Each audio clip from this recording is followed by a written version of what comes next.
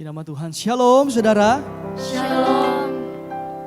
Saya percaya saat ini saudara penuh dengan sukacita. Kita mau masuk di dalam hadirat Tuhan. Kita rindu untuk memuji dan memuliakan nama Tuhan. Lewat setiap pemberian hidup kita, lewat setiap pujian kita.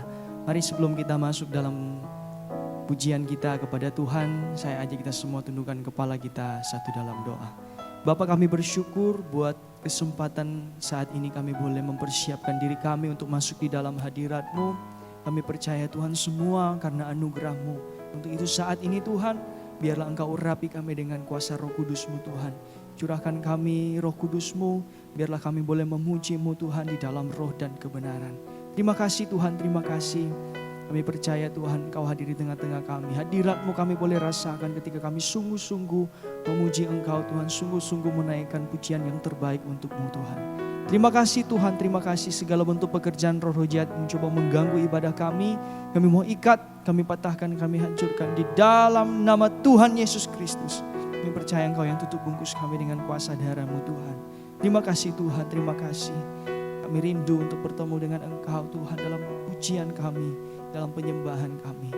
Terima kasih Tuhan, kami siap menyembah-Mu, kami siap memuji-Mu di dalam nama Tuhan Yesus Kristus. Haleluya. Ku cari wajah-Mu, temukan kasih-Mu. Kau bukan Tuhan yang jauh dariku.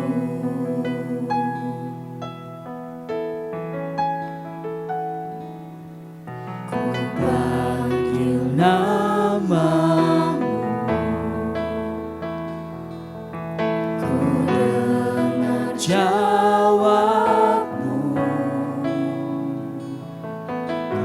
Tuhan yang selalu dengar seruan hatiku.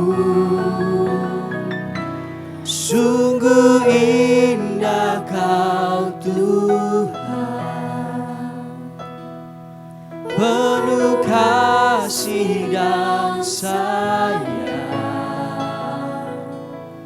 Kau tempat penghiburan bagi setiap hati yang terluka. Sungguh indah Kau Tuhan, menara perlindungan. Kau sumber kekuatan bagi semua orang yang membutuhkan.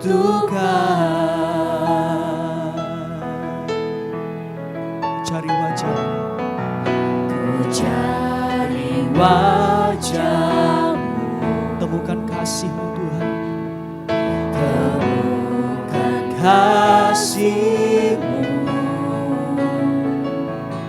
Kau bukan Tuhan yang jauh dariku.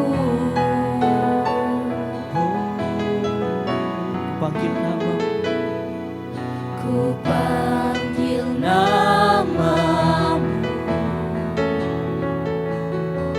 ku dengar jawab-Mu. Kau Tuhan yang selalu dengar seruan hatiku.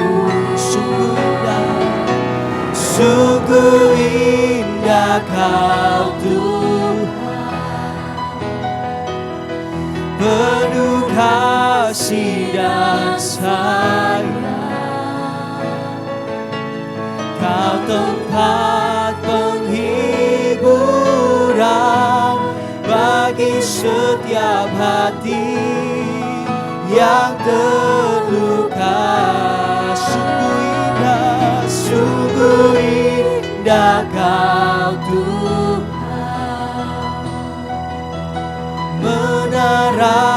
perlindungan, Kau sumber kekuatan bagi semua orang yang membutuhkan. Sungguh indah Kau Tuhan,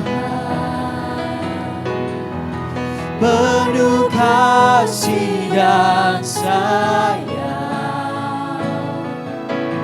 Kau tempat penghiburan bagi setiap hati yang terluka. Oh, sungguh indah Kau Tuhan, menara perlindungan. Kau sumber kekuatan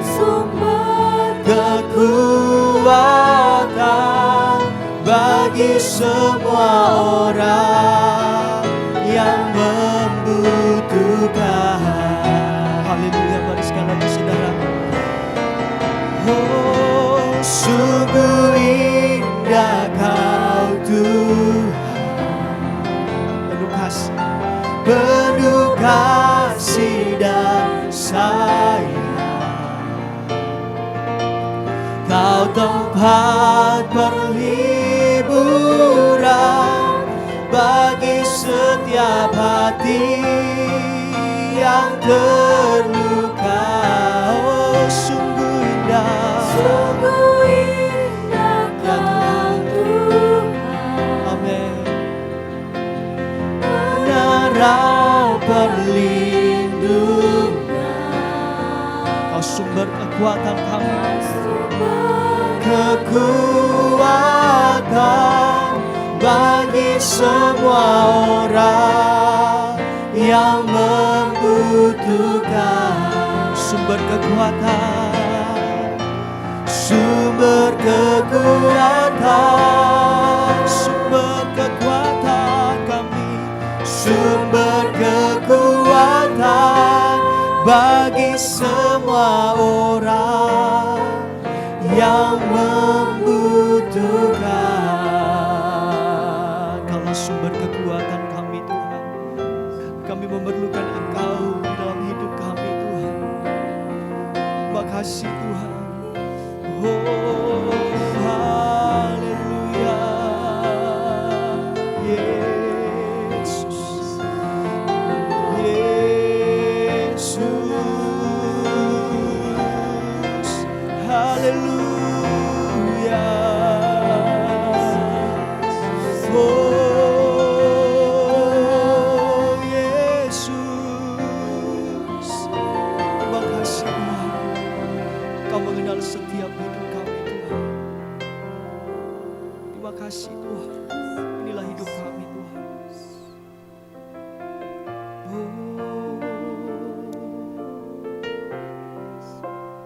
Hanya Engkau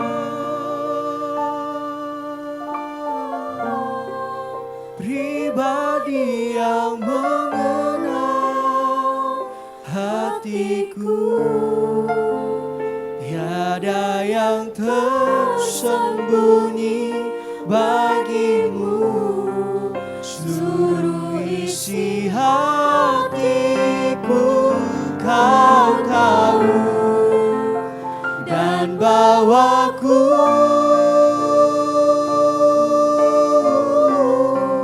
untuk lebih dekat lagi padamu.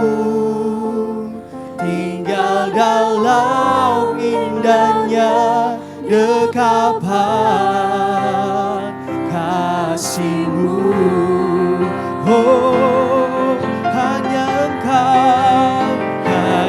Engkau, Kau pribadi yang mengenal setiap kami Tuhan. Pribadi yang mengenal hatiku. Tiada yang tersembunyi bagimu. Seluruh isi hatiku Engkau tahu dan bawaku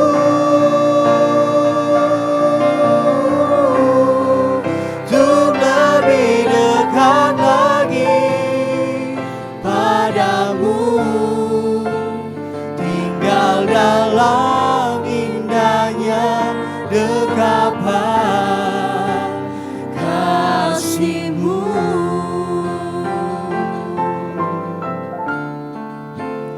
Tinggal dalam indahnya dekapan kasih-Mu.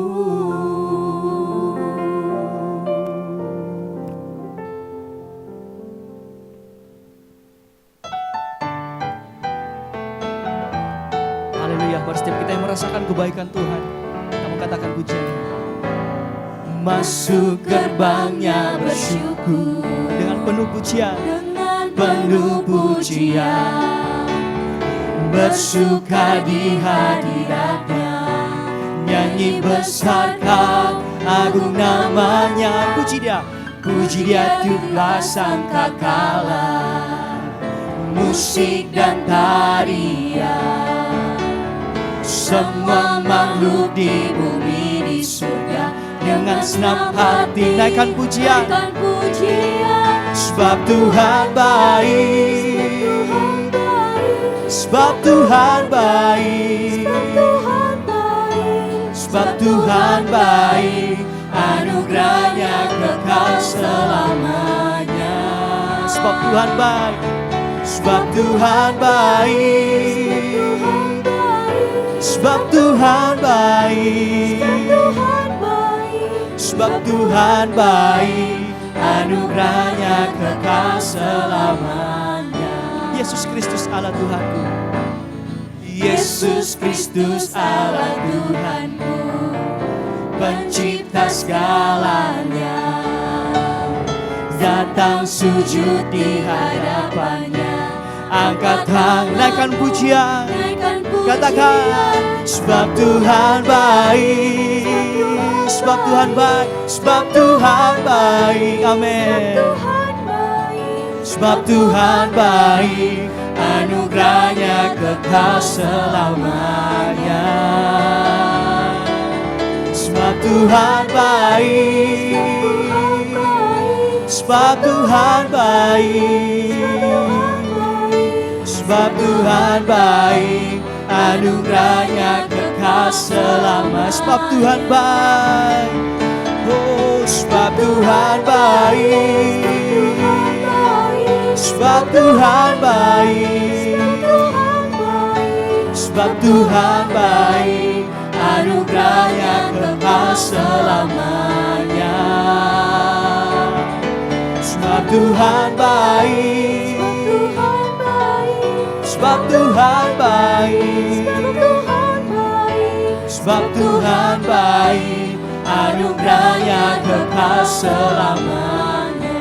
Sebab Tuhan baik, sebab Tuhan baik, anugerahnya kekal selamanya. Amin.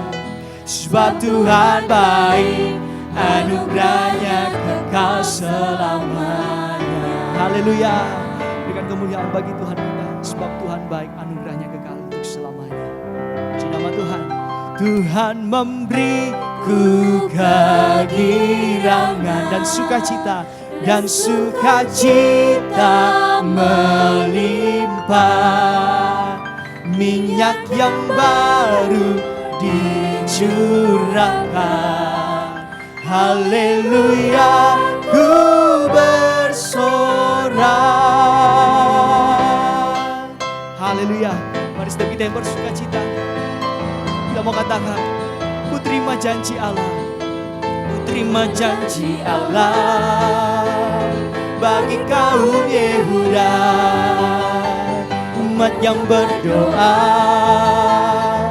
memuji dan menyembah. Katakan, inilah saat yang dinanti, firman Allah telah digenapi.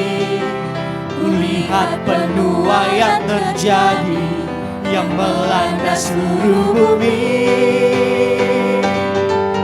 Tuhan memberiku kegirangan dan sukacita melimpah.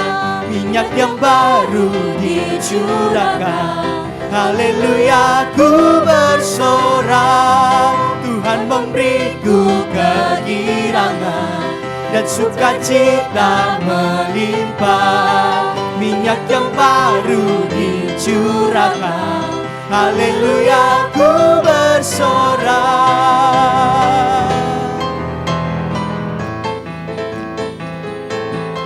Haleluya. Katakan, ku terima janji Allah, ku terima janji Allah bagi kaum Yehuda, umat yang berdoa, memuji dan menyembah. Inilah saat yang dinanti, inilah saat yang dinanti. Firman Allah telah digenapi. Kulihat penuaian terjadi yang melanda seluruh bumi.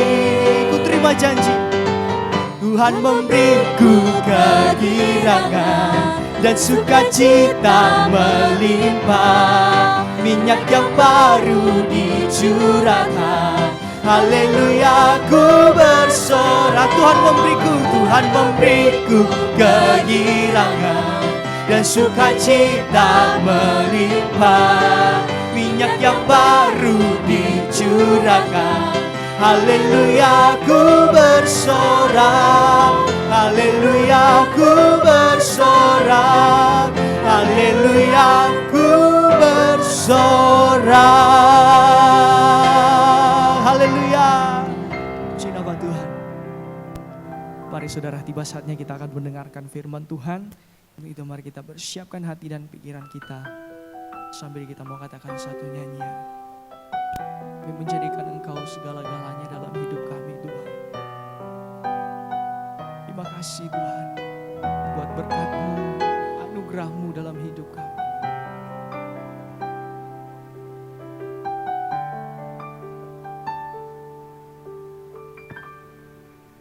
Kau Bapa yang mengasihiku, kuasa-Mu memulihkanku. Hati yang baru Kau berikan, untukku dapat melihat rencana-Mu indah bagiku. Kau ada di setiap jalanku. Hatiku haus dan lapar akan Engkau. Kaulah segalanya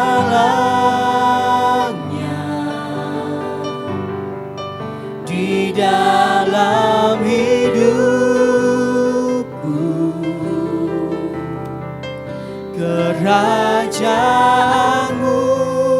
kebenaran-Mu, itu bagianku. Kaulah yang ku pandang selama hidupku. Mengasihi-Mu, memuliakan-Mu, Bapa dan Rajaku.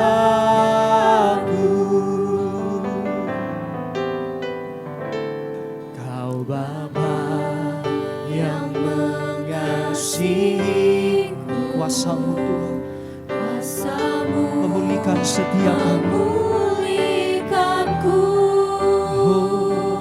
Hati yang baru Kau berikan, untukku dapat melihat rencana-Mu indah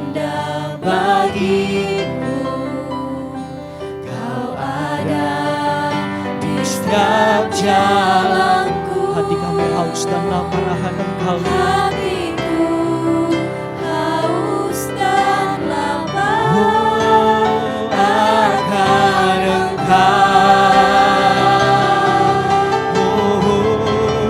Kaulah segalanya di dalam hidupku. Kerajaanmu, kebenaranmu, itu bagianku.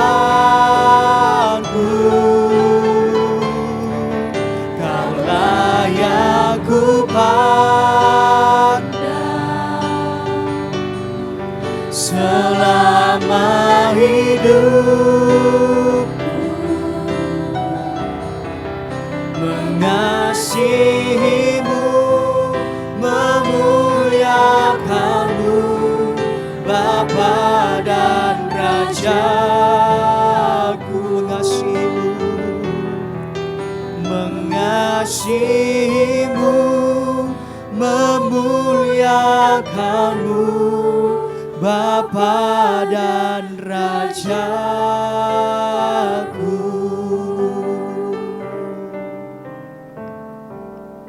Tuhan Yesus, kami bersyukur, berterima kasih buat kesempatan ada di ibadah pendalaman Alkitab. Roh Kuduslah yang menolong kami sekalian. Kami tidak tahu dan tidak mampu, tapi kuasa Roh Kudus dari Yang Maha Tinggi menaungi kami sekalian. Teristimewa hamba-Mu ini, Tuhan bukakan apa yang menjadi isi hati-Mu, agar kami jemaat-Mu di akhir zaman ini boleh mengetahui rancangan-rancangan dari Allah. Walaupun kami tahu bahwa tidak ada suatu rancangan yang buruk dari Allah, tapi rancangan yang baik. Kami percaya hari ini Tuhan dalam ibadah pendalaman Alkitab, Tuhan bukakan hati kami, bukakan firman-Mu, kuasai kami dengan Roh-Mu yang kudus. Di dalam nama Yesus kami menyambut firman Tuhan. Amin. Puji Tuhan, bersama istri saya sampaikan kepada kita sekalian salam. Puji Tuhan, hari ini bahagia sekali kita bisa berada di dalam ibadah pendalaman Alkitab. Dari kitab Wahyu pasal 12 ayat 6, saya akan bacakan lebih dahulu, demikian bunyinya. Wahyu 12 ayat yang ke-6. Perempuan itu lari ke padang gurun, di mana telah disediakan suatu tempat baginya oleh Allah, supaya ia dipelihara di situ 1260 hari lamanya. Perempuan itu lari. Perempuan yang mana? Seperti yang dikatakan di ayat sebelumnya, bahwa perempuan itu mengandung dan melahirkan seorang anak laki-laki, tapi anak laki-lakinya itu ya dirampas dan dibawa lari kepada Allah, ya, karena naga itu berdiri di hadapan perempuan yang hendak melahirkan untuk menelan anaknya segera sesudah dilahirkan. Tetapi perempuan yang sudah melahirkan itu lari ke padang gurun. Disediakan suatu tempat baginya oleh Allah, dipelihara selama 1260 hari. Atau itu sama dengan 42 bulan. Atau sama dengan 1 masa dan 2 masa setengah masa. Suatu tempat rahasia.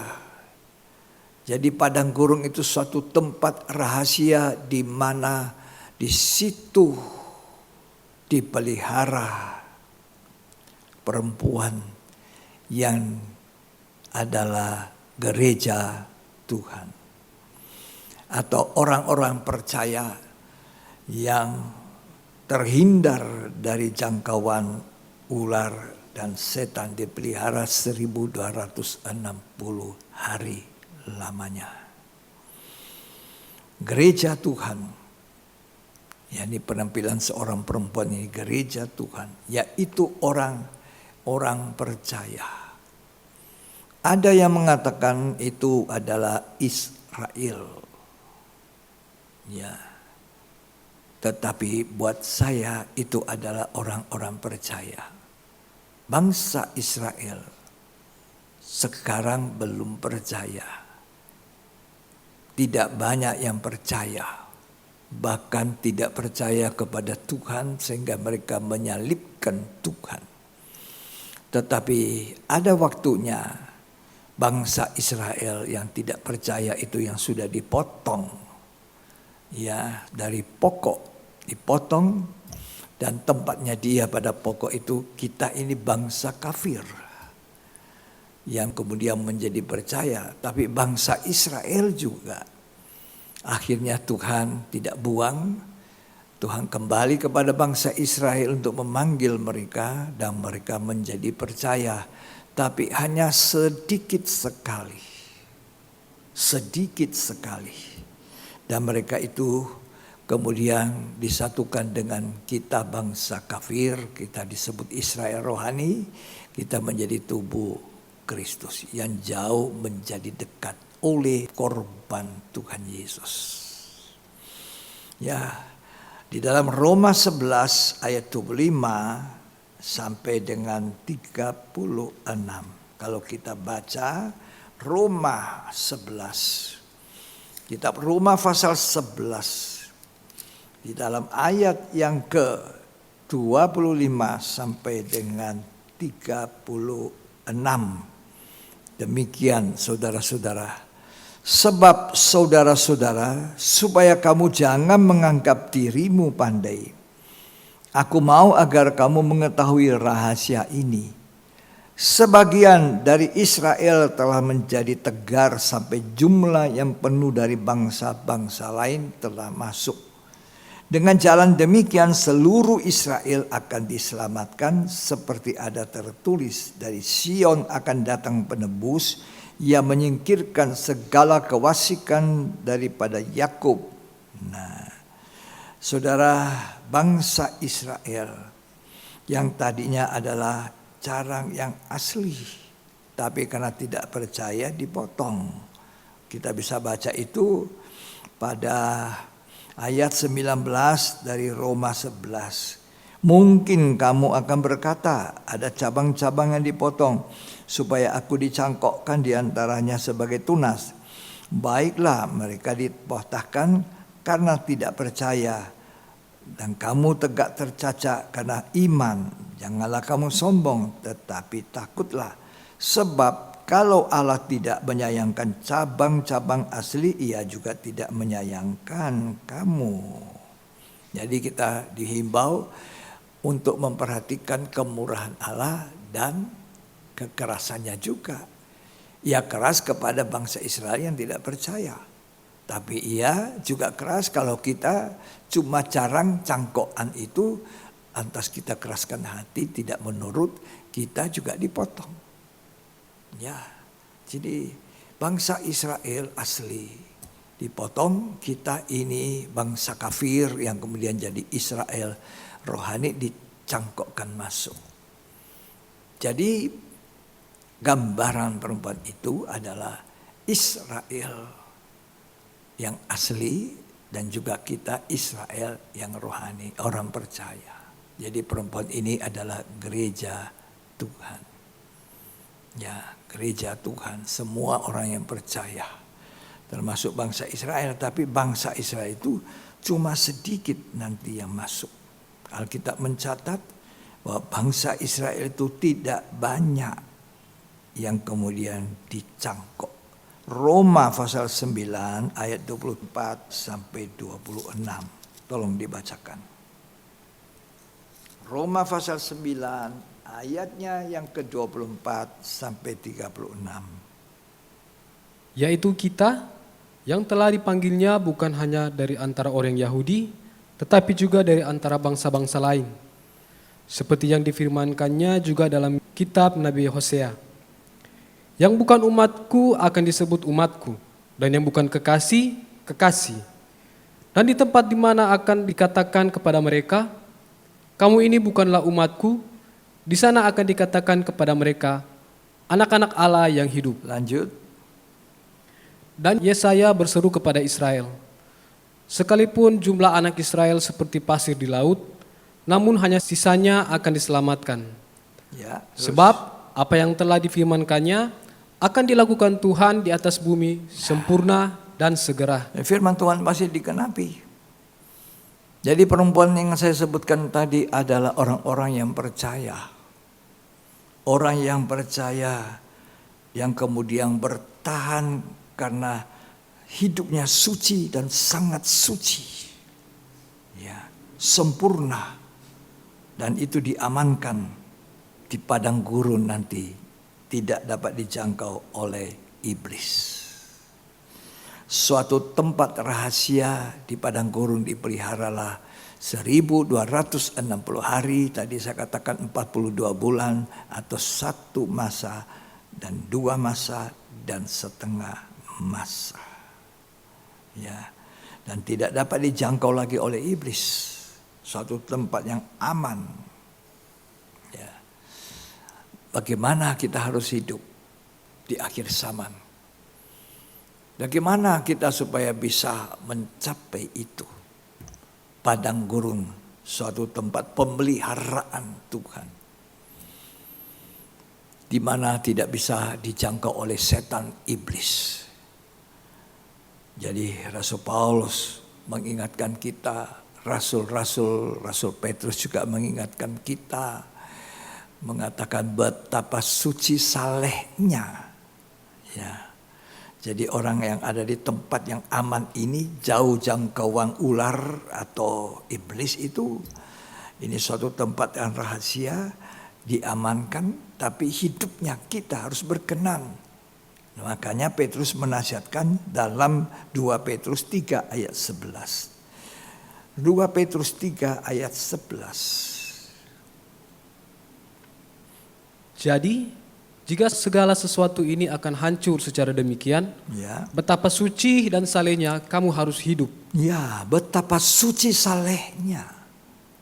Nah, kalau saudara kita boleh hidup sesuci mungkin dengan pertolongan Tuhan, saleh, maka kita adalah gereja Tuhan, bagaikan perempuan itu yang diterbangkan ke padang gurun. Dalam ayat 14 dari Wahyu 12 kita baca ayat 13 dan 14.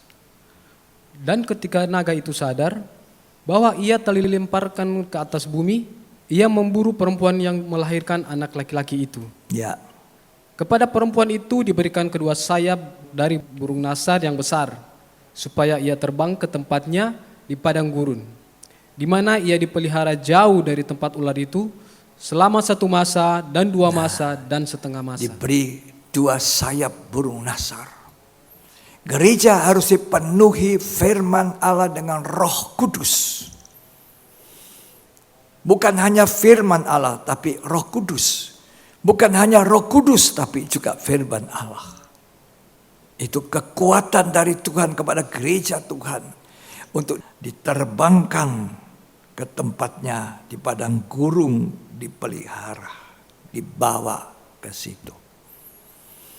Saudara dan saya dijanjikan Tuhan, kalau kita memenuhi syarat.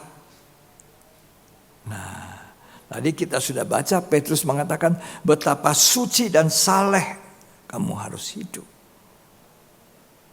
Kamu yang menantikan kedatangan Tuhan. Jadi betapa suci. Kalau saudara dan saya ingin tempat itu, padang gurun nanti. Artinya orang ini adalah orang yang tinggal hidup sampai Tuhan datang. Ya, dia tidak mengalami mati, tapi dia hidup disingkirkan. Merupakan tempat yang aman, tempatnya dan tidak dijangkau oleh ular. Itulah padang gurun. Lari ke padang gurun. Dikatakan di situ. Nah, betapa suci dan saleh. Saudara harus mulai hidup suci, saleh, benar. Kekristenan kita harus benar, suci dan saleh. Kekristenan saya selalu berkata, saya mengingatkan saudara ulang berulang, bahwa kita bukan hanya beragama Kristen, tapi kita memang adalah orang-orang benar, orang-orang kudusnya Tuhan, orang-orang salehnya Tuhan yang kemudian menjadi sempurna, dipelihara oleh Tuhan. Makanya kita baca 2 Petrus 3 ayat 14. Mari kita baca 2 Petrus 3 ayat 14. Sebab itu, saudara-saudaraku yang kekasih, sambil menantikan semuanya ini, kamu harus berusaha supaya kamu kedapatan tak bercacat dan tak bernoda di hadapannya dalam perdamaian dengan Dia. Iya, jadi kita ini diminta Tuhan kalau mau seperti perempuan itu yang diamankan di suatu tempat yang rahasia di padang gurun namanya, terpelihara 1260 hari, tidak masuk di zaman aniaya, zaman antikristus itu, ya, maka kita harus hidup yang dikatakan Petrus betapa suci dan saleh. Satu ukuran kesucian yang begitu tinggi. Dan dikatakan supaya kita hidup suci, sangat suci, sempurna. Daging itu sudah mati. Dosa tidak berkuasa lagi atas hidup kita. Lanjut dibaca ayat 15. 2 Petrus 3 ayat 15. Anggaplah kesabaran Tuhan kita sebagai kesempatan bagimu untuk beroleh selamat. Ya, Seperti juga Paulus, saudara kita yang kekasih, telah menulis kepadamu menurut hikmat yang dikaruniakan kepadanya. ya, Hal itu dibuatnya dalam semua suratnya, apabila ia berbicara tentang perkara-perkara ini. Dalam surat-suratnya itu ada hal-hal yang sukar dipahami, sehingga orang-orang yang tidak memahaminya dan yang tidak teguh imannya memutarbalikannya menjadi kebinasaan mereka sendiri. Sama seperti yang juga mereka buat dalam tulisan-tulisan yang lain. terus. Tetapi kamu, saudara-saudaraku yang kekasih, kamu telah mengetahui hal ini sebelumnya. Karena itu waspadalah, supaya kamu jangan terseret dalam kesesatan orang-orang yang tidak mengenal hukum. Jangan diseret oleh ekornya naga itu. Ya, nabi palsu, guru palsu, orang tidak mengenal hukum, terus. Dan jangan kehilangan peganganmu yang teguh. Ya, Tetapi bertumbuhlah dalam kasih karunia dan pengenalan akan Tuhan dan Juru Selamat kita, Yesus Kristus. Baginya kemuliaan sekarang dan sampai selama-lamanya. kalau tadi kita baca di ayat 14 dikatakan, sebab itu saudara-saudara yang kekasih sambil menantikan semuanya, berusaha kedapatan tidak bercacat celah. Jadi lari ke padang gurun. Kemudian Tuhan siapkan tempat yang aman selama 1260 hari. Dan hanya Allah yang mengetahui tempat itu, kita tidak tahu. Yang pasti tempat yang aman, jauh dari jangkauan iblis atau ular tua. Suatu tempat rahasia. Dan kemudian nanti Tuhan akan membawa masuk ke dalam kerajaan 1000 tahun damai. Dan lanjutnya adalah langit dan bumi yang baru, Yerusalem baru. Sementara itu, saudara, ketika perempuan itu sudah lari ke padang gurun, di mana dipelihara jauh dari mata ular selama 1260 hari dipelihara Tuhan. Maka sementara itu apa yang terjadi dengan naga itu? Wahyu 12 ayat 7 sampai ayat 9. Naga dikalahkan. Ya. Maka timbullah peperangan di sorga. Ya. Mikael dan malaikat-malaikatnya berperang melawan naga itu, dan naga itu dibantu oleh malaikat-malaikatnya. Tetapi mereka tidak dapat bertahan, mereka tidak mendapat tempat lagi di sorga. Ya. Dan naga besar itu si ular tua, yang disebut iblis atau Satan, yang menyesatkan seluruh dunia dilemparkan ke bawah.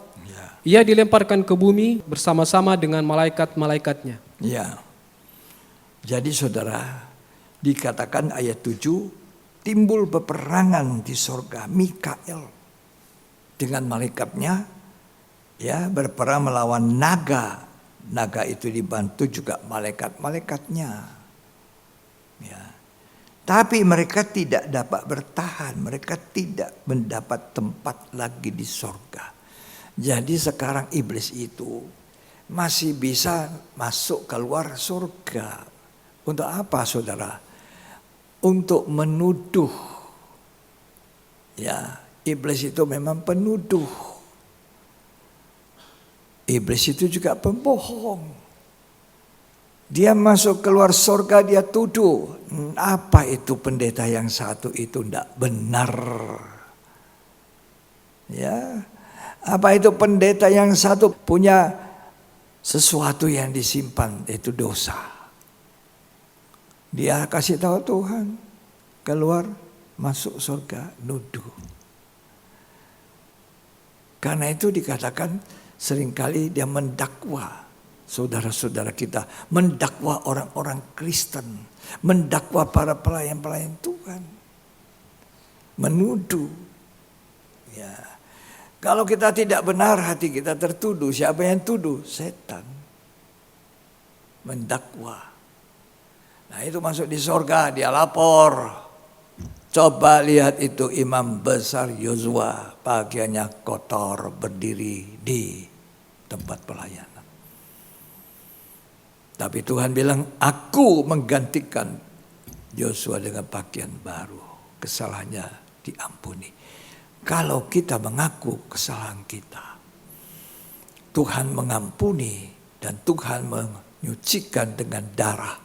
Sehingga kita menjadi manusia yang baru lagi di hadapan Tuhan. Iblis tidak punya sempat untuk menuduh. Ya, jadi dia mendakwa, tetapi ada waktunya. Naga si ular itu disebut iblis Satan, yang menyesatkan seluruh dunia, dilemparkan ke bawah, dilemparkan ke bumi yang celaka itu. Ya, jadi saudara-saudara, jangan kita mengasihi dunia, bumi ini, karena bumi ini nanti masuk dalam celaka yang ketiga. Ya, hati-hati kita. Marilah kita mulai sekarang supaya kita boleh mengalami seperti perempuan itu yang kemudian disingkirkan atau lari dia ke padang gurun, dipelihara 3,5 tahun atau 1260 hari. Karena itu Rasul Paulus juga menasihatkan, syarat untuk itu tidak ada lain. Jadilah seperti perawan yang suci. Betapa suci saleh. Ya, perawan itu sudah suci. Ditambah kata suci, jadi suci, betapa suci dan saleh, kata Petrus. Itu kehidupan gereja Tuhan. Itu yang harus jadi kehidupan orang-orang percaya. Bukan hanya percaya, lalu kemudian hidupnya tidak karu-karuan. Hidupnya dalam dosa, hidupnya tidak benar, keuangan tidak benar, ada korupsi, ada simpanan, ada ini, ada itu, hidup dalam daging. Nanti kalau perempuan itu bagaikan gereja Tuhan yang sudah disingkirkan ke padang gurun, itu hidupnya tidak ada lagi daging sempurna. Sebab dia selalu menjaga kehidupannya untuk tidak hidup dalam daging itu. Tidak masuk di dunia ini, tinggalkan dunia. Makanya ada nyanyi yang berkata, ku tinggalkan dunia, terbang ke angkasa. Ya. Dengan 2 sayap burung nasar, kuasa Roh Kudus, kuasa firman Tuhan, kita pelan-pelan meninggalkan dunia. Ya, tidak melekati dunia. Kalau saudara selalu cuma dunia yang jadi perhatian. Mengeruk kekayaan dari dunia. Betapa sibuknya hanya untuk urusan dunia, saudara. Tidak ada waktu sembahyang, tidak ada waktu doa, tidak ada waktu belajar Alkitab, tidak ada waktu keibadah. Maka orang-orang seperti ini nanti akan mengalami seperti yang dikatakan Wahyu 12. Ya, kalau naga itu dilemparkan ke dunia, menyesatkan seluruh dunia. Dia dilemparkan ke dunia karena tidak punya tempat lagi di surga. Nah, itulah sebabnya kita harus membangun rumah rohani kita ini. Jangan dengan bahan-bahan yang bisa terbakar. Jangan jadi orang Kristen yang membangun hidupnya ini dengan jerami, rumput, bahan-bahan yang sudah terbakar, kayu, kedagingan.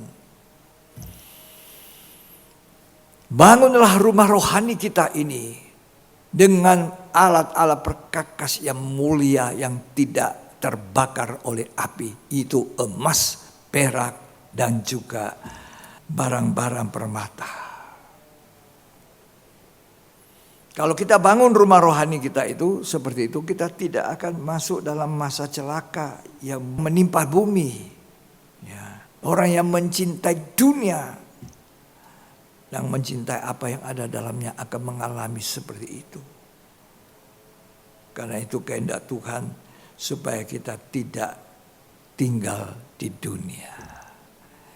Ku tinggalkan dunia, terbang ke angkasa.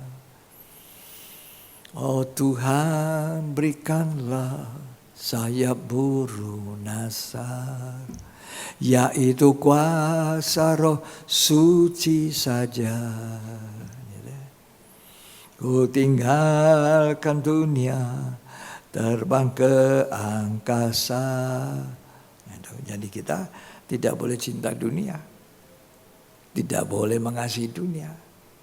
Tapi ada orang Kristen terlalu cinta dunia, mengasihi dunia. Aduh, saya ini hari tidak bisa ikut ibadah, tidak bisa ikut pelayanan, karena saya harus melakukan ini, melakukan itu.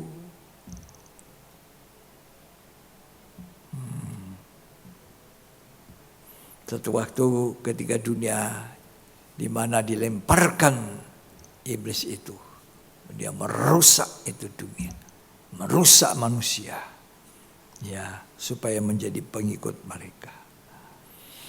Ya, saudara-saudara, saya mendapat satu pertanyaan dari satu saudara. Bagaimana menghadapi antikris?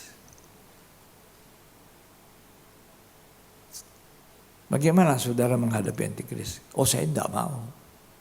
Jawabannya pasti saya tidak mau menghadapi antikris. Saya tidak mau masuk di masa antikris. Saya tidak mau masuk zaman antikris. Lah kalau kita tidak mau masuk zaman antikris, jalannya adalah kita seperti gereja Tuhan, orang percaya perempuan itu yang terbang, lari, diberi 2 sayap burung nasar, ke padang gurun dipelihara 1 masa, 2 masa, setengah masa, 1260 hari. Ini orang tidak berhadapan dengan antikris, karena kalau sebentar lagi Wahyu 13 itu sudah antikris. Jadi kita tidak mau, kita mau lari. Kalau kita masih hidup, terbang ke angkasa, disimpang untuk nanti masuk kerajaan 1000 tahun damai, Yerusalem baru. Atau kalau orang itu diizinkan Tuhan meninggalkan dunia fana, dalam arti mati dan masuk di dalam kubur, maka dia akan menunggu 1000 tahun kerajaan damai. Dia dibangkitkan pada kebangkitan pertama. Orang yang hidup benar, kudus juga syaratnya, saleh. Hidupnya betapa suci dan saleh. Ya, tidak bercacat. Imannya benar, orangnya benar, suci. Maka dia akan dibangkitkan. Ya. Inilah orang yang masuk dalam pemerintahan kerajaan 1000 tahun damai. Tapi orang yang ketinggalan masuk di masa antikris, ya dia berhadapan antikristus itu, iya dia harus berani mempertahankan imannya kepada Kristus. Kalau tidak dia akan mati, disiksa pelan-pelan sampai selesai. Dan orang yang bertahan ini tidak mau nyembah binatang dan patungnya akan memerintah 1000 tahun damai dalam kerajaan 1000 tahun. Tesalonika mengatakan kita tidak semua mati. Ya, mari kita baca itu. Jadi pertanyaan bahwa bagaimana caranyakah kita menghadapi antikris? Ya, saya katakan jangan mau masuk di zaman antikris. Jadi tidak usah dihadapi. Nah, bagaimana tidak menghadapi? Betapa suci dan salehnya kamu harus hidup.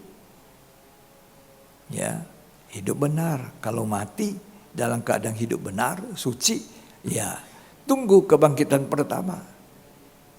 Ya, kemudian masuk kerajaan 1000 tahun damai dan lanjut Yerusalem baru, langit dan bumi yang baru, masuk di surga. Tapi kalau diizinkan hidup sampai Tuhan datang, ya kita harus belajar hidup suci sempurna. Ya, makanya dikatakan tidak semua orang mati, Rasul Paul mengatakan. Ada yang orang hidup sampai Tuhan datang. 1 Tesalonika 4. Ayat yang ke-13. Selanjutnya kami tidak mau, saudara-saudara, bahwa kamu tidak mengetahui tentang mereka yang meninggal. Ya, Supaya kamu jangan berduka cita seperti orang-orang yang tidak mempunyai pengharapan. ya, Karena jika kita percaya bahwa Yesus telah mati dan telah bangkit, maka kita percaya juga bahwa mereka yang telah meninggal dalam Yesus akan dikumpulkan Allah bersama-sama dengan Dia. ya, Ini kami katakan kepadamu dengan firman Tuhan. Kita yang hidup, yang masih tinggal sampai kedatangan Tuhan, sekali-kali tidak akan mendahului mereka yang telah meninggal. ya, Sebab pada waktu tanda diberi, yaitu pada waktu penghulu malaikat berseru dan sangkakala Allah berbunyi, ya, maka Tuhan sendiri akan turun dari sorga dan mereka yang mati dalam Kristus akan lebih dahulu bangkit. Terus? Sesudah itu kita yang hidup, yang masih tinggal akan diangkat bersama-sama dengan mereka dalam awan menyongsong Jadi Tuhan. ada orang yang tidak mati sampai Tuhan datang. Ada orang yang mati, masuk kubur. Tapi ketika Tuhan datang, sangkakala berbunyi, orang yang mati dalam Tuhan dibangkitkan. Dan nanti orang yang masuk dari zaman antikris itu yang mempertahankan imannya dengan susah payah, itu juga akan memerintah bersama 1000 tahun kerajaan damai. Yang paling aman saudara, jadi seperti perempuan itu yang dilarikan atau lari ke padang gurun. Tidak bisa dijangkau, antikris tidak bisa dijangkau. Sebelum kedatangan si pendurhaka itu, itulah antikristus. Dan dia tidak akan datang kalau ini belum disingkirkan. Coba kita baca. Di dalam 2 Tesalonika pasal yang kedua. 2 Tesalonika pasal 2. Ini nanti di sini dikatakan ayat 9, silakan. Kedatangan si pendurhaka itu adalah pekerjaan iblis dan akan disertai rupa-rupa perbuatan ajaib, tanda-tanda dan mujizat-mujizat palsu. Ya, Dengan rupa-rupa tipu daya jahat terhadap orang-orang yang harus binasa, ya, karena mereka tidak menerima dan mengasihi kebenaran yang dapat menyelamatkan mereka. ya, Dan itulah sebabnya Allah mendatangkan kesesatan atas mereka yang menyebabkan mereka percaya akan dusta. ya, Supaya dihukum semua orang yang tidak percaya akan kebenaran dan yang suka kejahatan. ya. Tadi dikatakan di ayat yang kedatangan pendurhaka itu jangan kamu beri dirimu disesatkan. Dikatakan 2 Tesalonika 2 ayat 2 kita baca.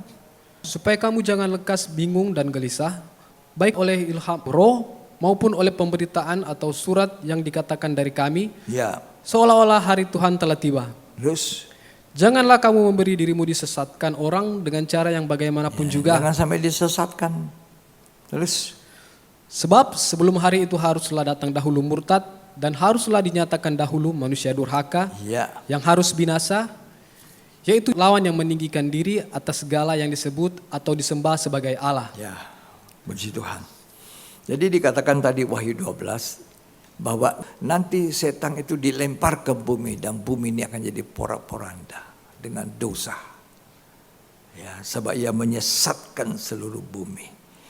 Jadi kehendak Tuhan supaya kita tidak tinggal di dunia dan masuk masa celaka ketika itu, jangan mencintai dunia dengan apa yang ada di dalamnya. Ya. Jadi jangan menghadapi antikris. Caranya apa? Jangan mencintai dunia, apa yang ada di dalam dunia. Jangan mengasihi dunia dan apa yang ada di dalamnya. Kalau saudara ketinggalan dan masuk di dalam dunia yang rusak, yang dihukum, itu diduduki oleh antikristus, ya, menanti manusia durhaka, saudara akan mengalami sesuatu yang luar biasa, siksaan yang berat itu. Sampai saudara mau menyangkal imanmu pada Kristus, dan ini tidak mudah. Jadi jangan masuk jamaah antikris, jangan menghadapi antikris, tidak usah tahu bagaimana menghadapi. Tidak mau masuk ke sana, saya hidup suci dan saleh. Saya mau jadi seperti perempuan yang dilarikan ke padang gurun, dipelihara 3 tahun setengah atau 1260 hari jauh dari mata ular. Diberi 2 sayap burung nasar. Ya. Kita mau masuk bilangan orang yang dihitung, dipelihara 3 tahun setengah, 1260 hari. Mari kita jadi seperti perempuan itu. Tidak ada yang bisa jangkau, ya. Tidak mungkin digoda lagi. Tidak mungkin digoda. Jadi kembali kita merenungkan bagaimana perempuan itu lari ke padang gurun. Ya, saya ingin kembali baca itu Wahyu 12 ayat yang ke-6. Tolong dibacakan. Perempuan itu lari ke padang gurun, di mana telah disediakan suatu tempat baginya oleh Allah, supaya ia dipelihara 1260 hari lamanya. Ya, lari ke padang gurun dan dipelihara 1260 hari lamanya. Lari. Nah, tidak boleh berlambat. Lari itu artinya jangan lambat dengan satu kecepatan. Dan tidak boleh menoleh ke belakang seperti istri Lot. Lot, cepat lari, tinggalkan Sodom yang akan dibakar. Tapi Lot berkata, saya tidak mampu lari, saya tidak mampu jalan cepat, saya perlu berlambat-lambat. Sampai saking berlambat-lambatnya Lot itu ditarik oleh malaikat itu. Dan istrinya juga masih menoleh ke Sodom dan jadi tiang garam. Itulah sebabnya Tuhan ingatkan kita dalam Injil Lukas dikatakan, ingat istri Lot jadi tiang garam. Sampai anak-anak sekolah minggu nyanyi itu, ingat istri Lot, pentingkan harta dunia. Ingat istri Lot jadi tiang garam. Lot saja berlambat-lambat hatinya melekat, masih Sodom dan Gomora. Saudara, orang-orang percaya, gereja Tuhan bagikan perempuan itu harus lari meninggalkan Sodom dunia ini, ya, supaya tidak terbakar. Lari dengan satu kecepatan. Tapi Lot bilang, aku tidak bisa, aku berlambat-lambat. Tangan malaikat tarik itu Lot. Tidak boleh, dunia sudah mau dihancurkan. Dunia celaka nanti ini. Iblis dijatuhkan ke dunia, bumi ini. Pora-poranda. Saudara yang kekasih, hari ini kita belajar melihat bagaimana perempuan, atau saya katakan tadi orang percaya, ketika naga itu memburu dia lari. Tidak boleh berlambat. Lot itu berlambat-lambat. Rasul Paul bilang apa? Waktu Yesus menangkap dia dalam perjalanan Damsyik itu. Di situ Rasul Paul menjadi manusia baru. Dia bilang, apa yang kubanggakan dahulu, dia menjadi manusia bodoh. Kalau dulu dia pikir dia pinter, kalau dulu dia pikir dia benar, dia muridnya Gamaliel, dia punya ilmu tentang agama. Dia mungkin doktornya, teologianya, profesornya. Lalu sekarang setelah dia ditangkap oleh Yesus dalam perjalanan ke Damsyik, dia bilang, sekarang aku berlari seperti perempuan itu lari menuju padang gurun. Rasul Paul bilang, aku lari pada tujuan panggilanku. Gereja Tuhan sekarang bukan waktunya berlambat. Bukan waktunya kita ini santai-santai. Kita harus memeriksa, memperbaiki kehidupan kita, perilaku kita, posisi kita di mata Tuhan. Apakah kita berkenan kepada Tuhan? Ataukah kita tidak berkenan kepada Tuhan?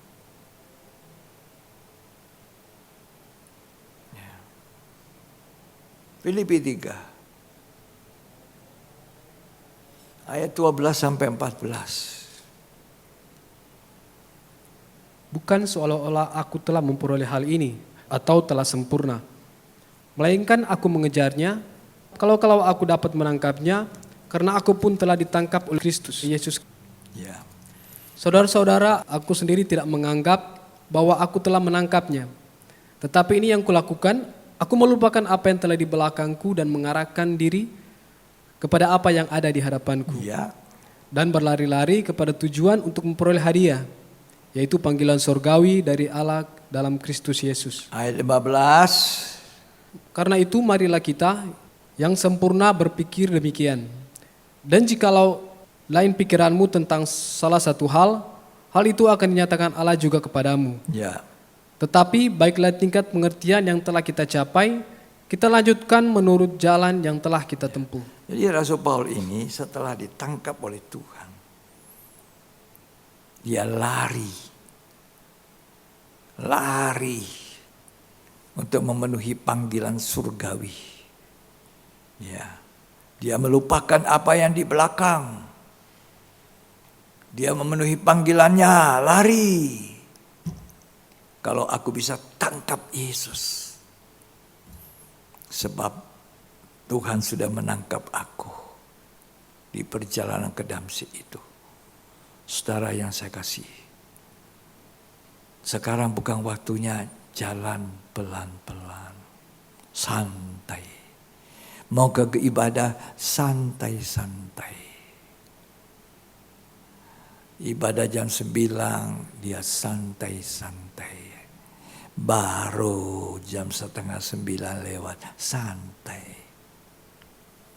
Sampai di tempat ibadah, orang sudah memuji Tuhan, selesai, langsung menyampaikan firman Tuhan. Kita kehilangan separuh. Yang penting adalah menyembah, memuji Tuhan. Kita juga lupa. Memang dengar firman perlu, sangat penting. Tapi saudara harus dari awal sampai akhir mengikuti ibadah.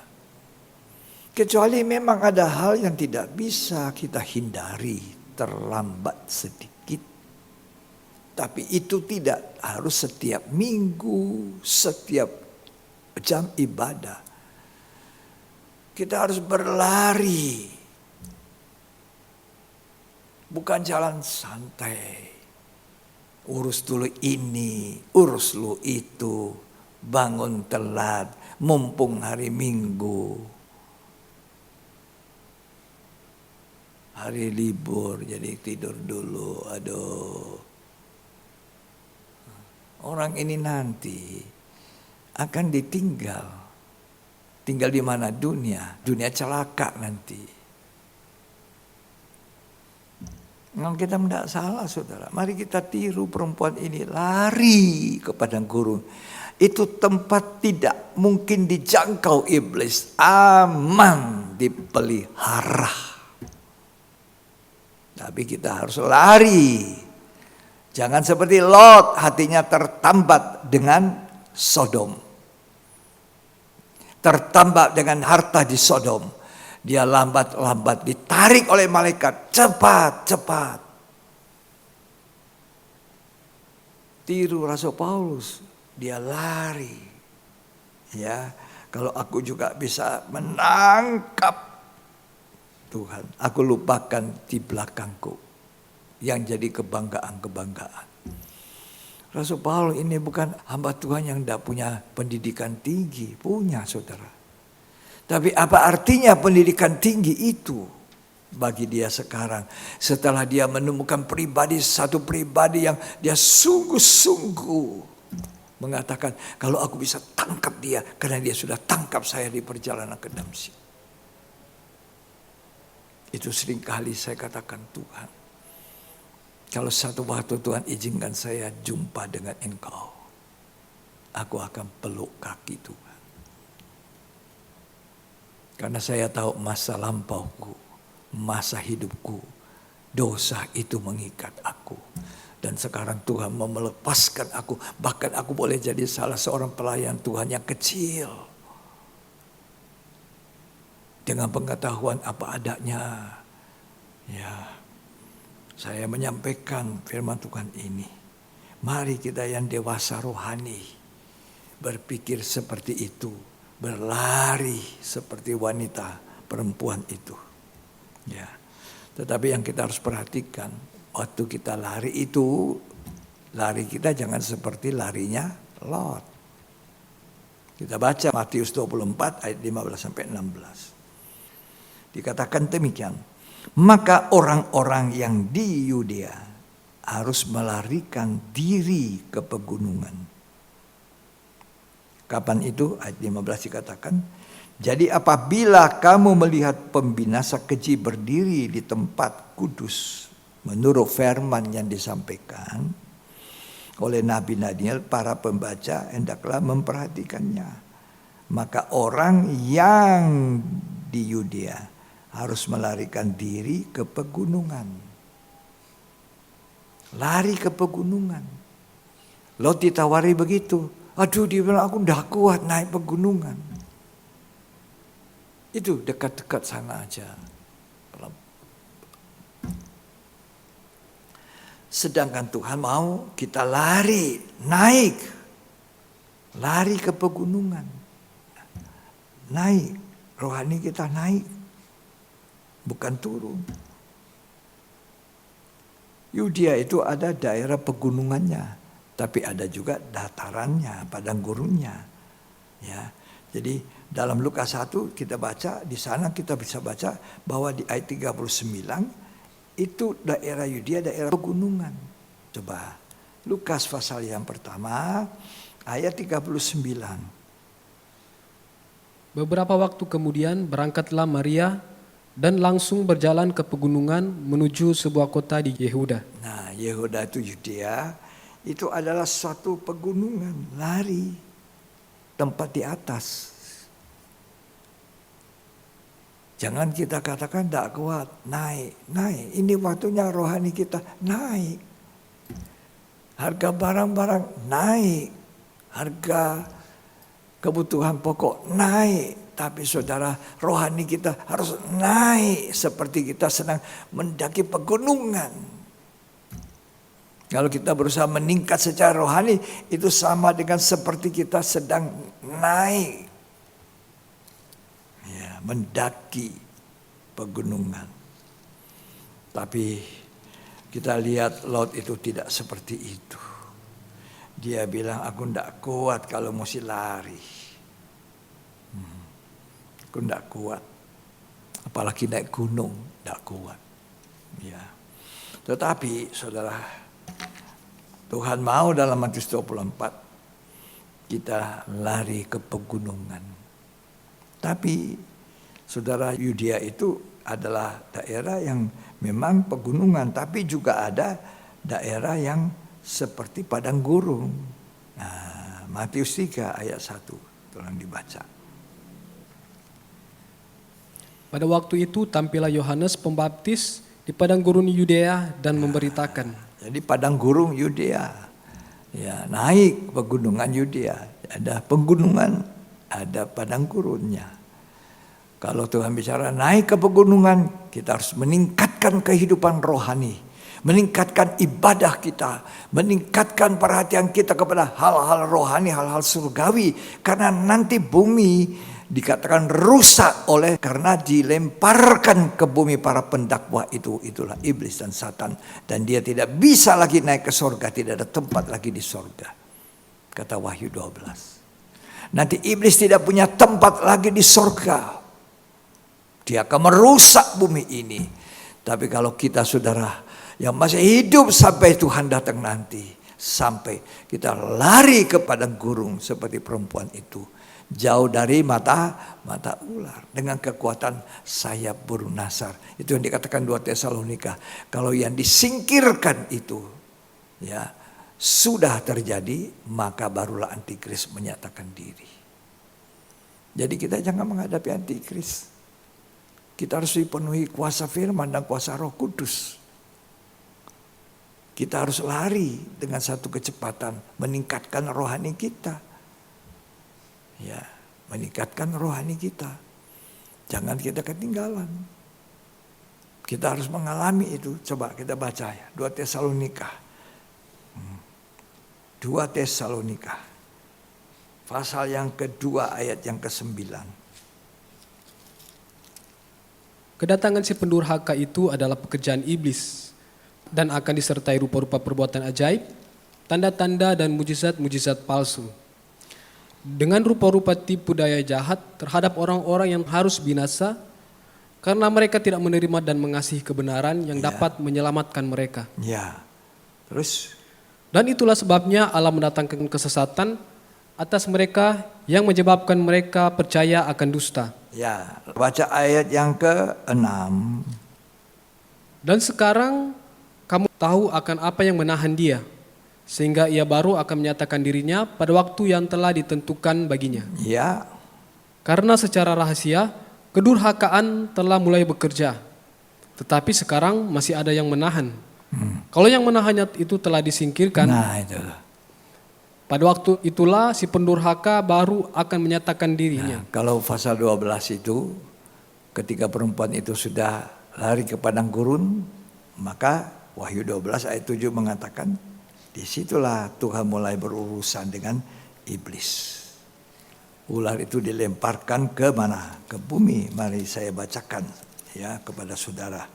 Dikatakan Wahyu pasal 12 ayat 6. Perempuan itu lari ke padang gurun di mana telah disediakan suatu tempat baginya oleh Allah supaya dipelihara 1260 hari lamanya. Lalu sesudah itu naga dikalahkan. Jadi kalau sudah disingkirkan, kalau yang disingkirkan itu sudah selesai, maka muncullah si pendurhaka. Maka timbullah peperangan di sorga. Ya, Mikael dan malaikatnya berperang melawan naga itu, dan naga itu dibantu oleh malaikat-malaikatnya, tetapi mereka tidak dapat bertahan. Tidak ada tempat di sorga.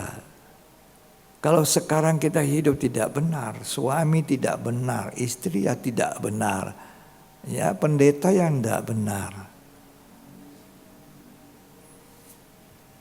itu dia cepat-cepat ketemu Tuhan. Itu orang Kristen itu penatua, itu pendeta itu pelayan itu. Dia mendakwa kita siang malam. Iblis mendakwa, dia pendakwa. Ya, tetapi kalau kita hidup benar, kita seperti perempuan itu, betapa suci saleh kita hidup, kita akan nanti kalau masih hidup sampai Tuhan datang kita disingkirkan. Tidak semua orang mati. Ada orang yang mati benar, nanti dibangkitkan. Ya, kalau Tuhan datang. Sangkakala bunyi dia bangkit. Masuk dalam pemerintahan kerajaan 1000 tahun damai. Ya, tapi ada orang yang hidup sampai Tuhan datang. Itulah yang seperti gambaran gereja Tuhan perempuan itu yang percaya lari ke padang gurun. Diberi 2 sayap burung nasar. Terbang ke tempatnya di padang gurun. Ya. Lalu apa yang terjadi? Ayat 9 dikatakan dari Wahyu 12. Dan naga besar itu si ular tua yang disebut iblis atau Satan yang menyesatkan seluruh dunia dilemparkan ke bawah. Dan ia dilemparkan ke bumi bersama dengan malaikat-malaikatnya. Kemana? Ke bumi. Nah, mulailah di bumi ini. Dia menginjak-injak orang-orang percaya, menyiksa. Saudara, karena itu saudara perhatikan. Jangan kita lengah. Jangan kita tidak punya hati yang satu kecepatan yang lari itu untuk mengejar Tuhan. Jangan mengejar dunia. Saudara tenggelam dengan dunia. Jangan mengasihi dunia dengan segala apa yang ada di dalamnya. Saudara akan tenggelam. Binasa.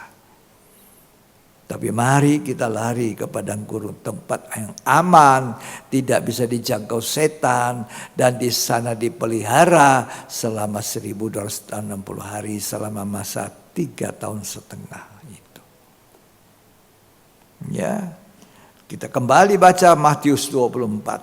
Saya ingin selesaikan sedikit dari Matius 24 tadi, dikatakan ayat yang ke-20. Ya, kita baca Matius 24 ayat 20.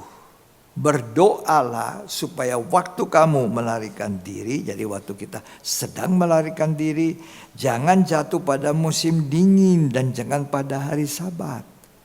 Ya. Jangan kasih kita pas dingin. Tuh, musim dingin. Kasih kita tidak boleh dingin. Kasih kita harus hangat. Kasih kita harus panas. Kasih mula-mula penuh. Seperti Efesus ditegas dalam Wahyu 2. Engkau sudah jatuh dari kasih mula-mula. Bertobat. Ini waktu bukan kasih kita mendingin. Tapi inilah waktunya kasih kita berkobar-kobar. Melayani Tuhan. Penuh cinta kepada Tuhan. Penuh kerinduan. Untuk melihat langit dan bumi yang baru. Yerusalem baru.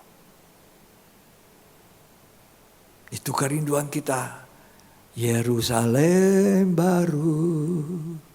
Kaulah mempelai Tuhan. Hatiku rindu ya, menjadi mempelaimu. Saudara tanya saya, akhir tujuan gereja itu apa? Jadi mempelai wanita. Jadi raja-raja bersama memerintah dari raja segala raja. Tuhan kita Yesus akan jadi raja segala raja. Kita ini raja-raja. Jadi orang-orang salehnya.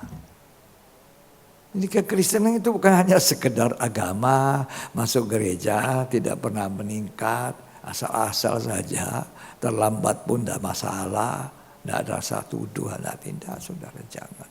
Kalau orang undang kita diundang oleh orang teman kita atau pejabat, masa kita datang lambat? Tapi kalau ke gereja ya, tidak apa-apalah, terlambat. Ini yang harus kita rubah dalam kehidupan. Ya, makanya jangan kasih itu dingin.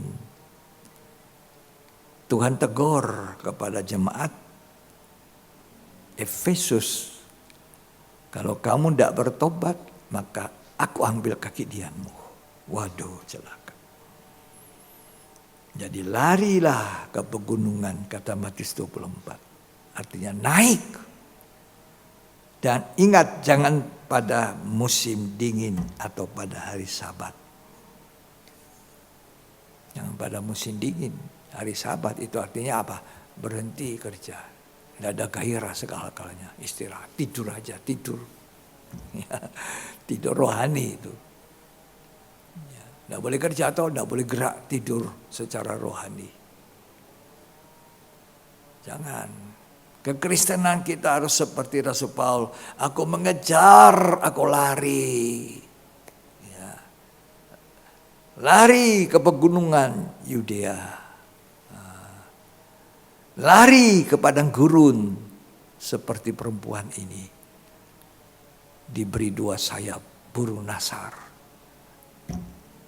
Kuasa Roh Kudus, kuasa firman Allah. Jadi saudara, jangan lewatkan kesempatan ibadah, dengar firman. Jangan mau dunia saja. Ya, dunia itu mesti ditinggalkan. Ya, jangan di gereja saudara memuliakan Tuhan tetapi hatinya sudah ingat jamnya ini mesti ada meeting sama orang, ya menghasilkan uang. Ya. Saudara harus ingat, dunia ini nanti hancur. Iblis Satan itu dibuang ke bumi. Celaka itu. Jadi kita harus lari ke padang gurun. Ada satu tempat yang aman. Puji Tuhan, Tuhan memberkati kita. Mari kita akan menyanyikan nyanyian dan menyembah Tuhan. Jangan mau jadi seperti jemaat Efesus ditegur oleh Tuhan. Kamu sudah meninggalkan cinta itu. Jadilah seperti perempuan yang saya katakan orang-orang percaya. Ia lari ke padang gurun. Haleluya. Haleluya. Haleluya. Tuhan tolong kami. Haleluya. Haleluya. Terima kasih Tuhan. Oh Tuhan, berikanlah saya burung nasar, yaitu kuasa Roh Suci saja. Ku tinggalkan dunia, terbang ke angkasa, bertemu Yesus mempelai surga. Oh Tuhan, berikanlah saya burung nasar, yaitu kuasa Roh Suci saja. Ku tinggalkan dunia, terbang ke angkasa, bertemu Yesus mempelai surga. Apa saudara rindu diberi 2 sayap burung nasar? Kita sedang menantikan Roh Kudus, pencurahan Roh Kudus yang terakhir kali. Pencurahan Roh Kudus berlimpah-limpah, bukan seperti pada saat gereja awal. Supaya dengan kekuatan 2 sayap burung nasar kuasa Roh Kudus ini, kita terbang ke tempat di mana Tuhan simpan kita 3,5 tahun di padang gurun. Dipelihara dan tidak bisa dijangkau oleh ular. Selama 1 masa, 2 masa, setengah masa. Gereja Tuhan harus merindukan itu. Orang percaya harus merindukan. Gereja Tuhan yang seperti perempuan harus menjadi mempelai wanitanya Yesus. Jangan kita cuma berpikir kita ini masuk ibadah karena kita orang Kristen. Tapi ibadah kita pun tak sembarangan saja. Mari hari ini lewat firman Tuhan yang sederhana dengan segala keterbatasan, dengan segala kekurangan, saya mencoba untuk menerangkan mengenai perempuan yang lari ke padang gurun. Kita gereja juga harus lari seperti Rasul Paulus. Gereja Tuhan harus juga lari ke pegunungan, kata Matius 24. Naik, rohanimu naik bukan turun. Jangan lari pada musim dingin, jangan kasih sedang dingin. Tapi orang yang penuh kasih mula-mula, larinya pasti kencang sekali. Ya saudara, sekarang orang Kristen banyak kali tidak mengerti tentang rencana Allah yang benar. Rencana Allah yang benar itu membawa kita menjadi mempelai wanita. Hiduplah betapa suci dan salehnya.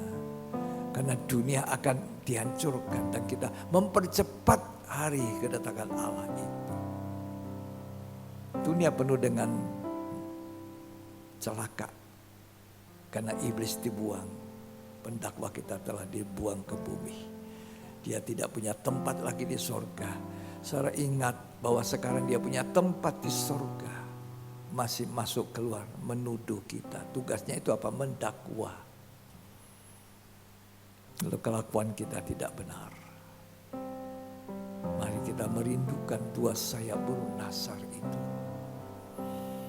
Oh Tuhan, berikanlah sayap burung nasar, yaitu kuasa Roh suci saja.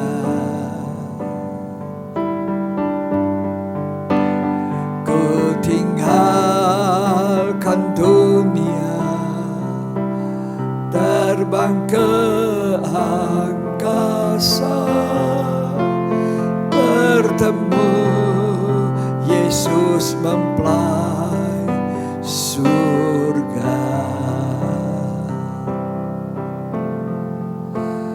Bertemu Yesus mempelai surga. Mari angkat tangan saudara.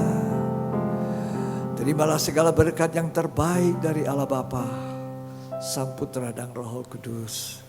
Tuhan Yesus memberkati kita hari ini sampai Dia akan datang kembali. Kita adalah orang yang diberkati. Jadilah orang yang menjadi saksi Tuhan. Lari dengan kecepatan menuju kepada padang gurun, tempat rahasia yang disediakan Allah buat kita. Terimalah itu saudara, saksikanlah kebaikan kebesaran Tuhan di dalam nama Tuhan Yesus Kristus. Dan terima berkat, sama-sama katakan amin. Amin. Puji Tuhan, Tuhan Yesus memberkati kita. Sampai jumpa di ibadah pendalaman Alkitab yang berikutnya. Tuhan Yesus memberkati.